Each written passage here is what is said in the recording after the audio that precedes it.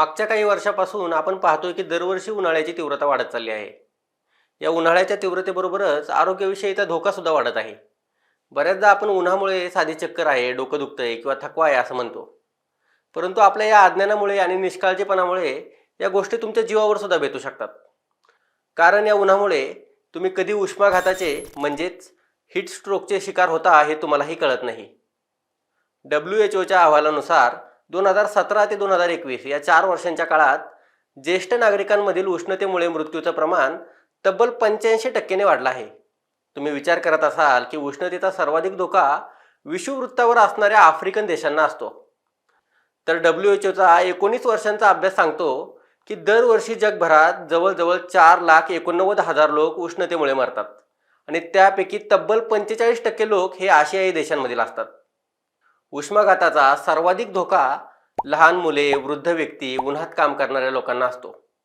त्यामुळे या व्यक्तींनी जास्त काळजी घ्यायला हवी. आणि जर तुम्ही शहरांमध्ये राहत असाल तर उष्णतेचा धोका अजूनच वाढतो. कारण हीट आईसलँड इफेक्ट म्हणजेच कॉन्क्रीट आणि डांबरामुळे उष्णता जास्त साठवली जाते.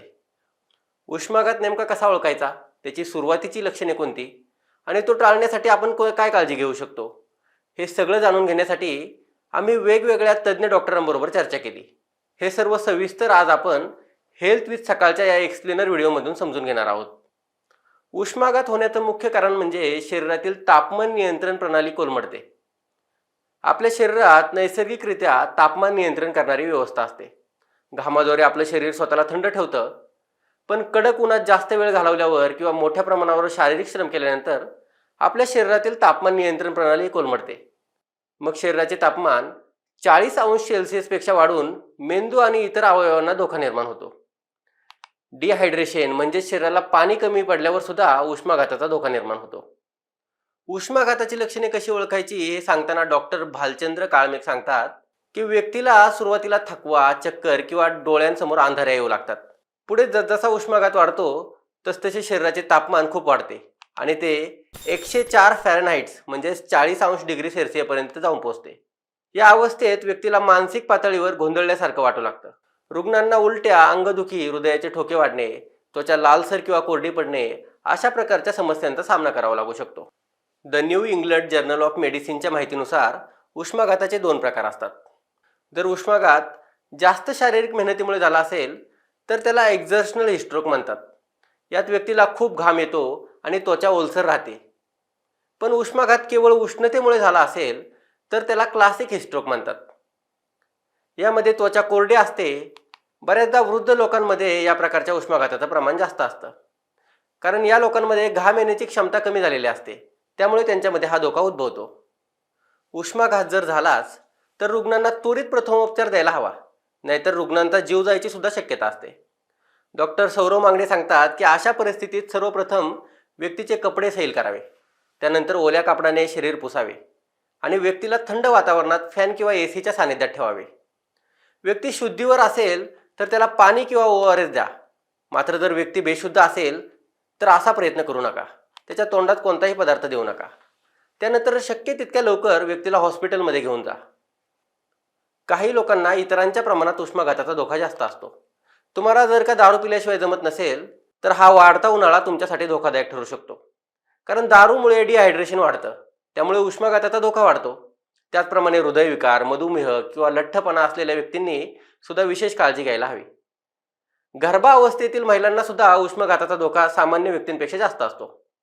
डॉक्टर रोहिणी गडीकर सांगतात की गर्भावस्थेत शरीराचे मेटाबॉलिझम म्हणजे ऊर्जा तयार करण्याची प्रक्रिया वाढते. या काळात गर्भधारणेतील मुख्य हार्मोन प्रोजेस्टेरॉन 100 ते 1000 पटीने वाढलेला असतो. त्यामुळे शरीरात उष्णता निर्माण होण्याची प्रक्रिया सुद्धा वाढते. शिवाय गर्भावस्थेतील पहिल्या 3 महिन्यामध्ये प्रेग्नेन्सी वॉमिटिंग वाढते. या काळात महिलांचं पाणी पिण्याचं प्रमाण सुद्धा कमी होतं. त्यामुळे सुद्धा हा धोका अधिक वाढतो. म्हणून या सर्व गटातील लोकांनी उष्माघातापासून वाचण्यासाठी विशेष काळजी घ्यायला हवी. जर योग्य काळजी घेतली तर उष्माघात टाळता येऊ शकतो. उन्हाळ्यात बाहेर जाताना किंवा काम करताना भरपूर पाणी पिणे आवश्यक आहे. दररोज किमान 8 ते 10 ग्लास पाणी प्या. तसेच लिंबू पाणी, ताक, नारळ पाणी किंवा फळांचे रस नियमित घ्या. शक्यतो दुपारी 11 ते 4 या वेळेत उन्हामध्ये बाहेर जाऊ नका. जर गरज पडली तर टोपी, छत्री, सनग्लासेस वापरा. हलके, सैल आणि फिकट रंगाचे कपडे वापरा, कारण असे कपडे शरीरातील उष्णता बाहेर जाण्यासाठी मदत करतात. शारीरिक श्रम करताना अधूनमधून विश्रांती घ्या. शक्य असल्यास AC किंवा थंड जागेत राहण्याचा प्रयत्न करा. घरातली उष्णता कमी ठेवण्यासाठी दुपारी पडदे लावावेत आणि रात्री खिडक्या उघड्या ठेवाव्यात. उन्हाळ्याच्या दिवसांमध्ये थंड पाण्याने आंघोळ करा. कॅफेनयुक्त पेये म्हणजे चहा, कॉफी टाळा. लघवीचा रंग जर खूप गडद येत असेल तर हे डिहायड्रेशनचं लक्षण आहे, त्यामुळे अधिक पाणी प्या. तुम्ही जर व्यायाम करत असाल तर सकाळी पहाटे किंवा रात्री व्यायाम करा. या गोष्टींची काळजी घेतल्यावर उष्माघाताचा धोका बऱ्यापैकी कमी होतो. अशा प्रकारे आरोग्यासंबंधी कोणत्या विषयावर तुम्हाला तज्ज्ञ डॉक्टरांकडून माहिती घ्यायला आवडेल आणि त्या डॉक्टरांसाठी तुमचे प्रश्न काय असतील हे आम्हाला कमेंटमध्ये नक्की सांगा. कारण माझी सहकारी कोमल जाधव दर मंगळवारी तज्ज्ञ डॉक्टरांसह आपणा सर्वांच्या भेटीला येत असते आणि त्या ठिकाणी तुम्हाला तुमच्या प्रश्नांची उत्तरे मिळतील. हेल्थ विथ सकाळचा हा व्हिडिओ कसा वाटला हे आम्हाला कमेंटमध्ये सांगा आणि सकाळला आजच सबस्क्राईब करा. महाराष्ट्रातील सर्व बातम्यांचे विश्वासार्ह व्यासपीठ सकाळच्या सर्व सोशल मीडिया प्लॅटफॉर्मला लाईक, फॉलो आणि सबस्क्राईब करा. तसंच सर्व नोटिफिकेशनसाठी बेल आयकॉन प्रेस करायला विसरू नका.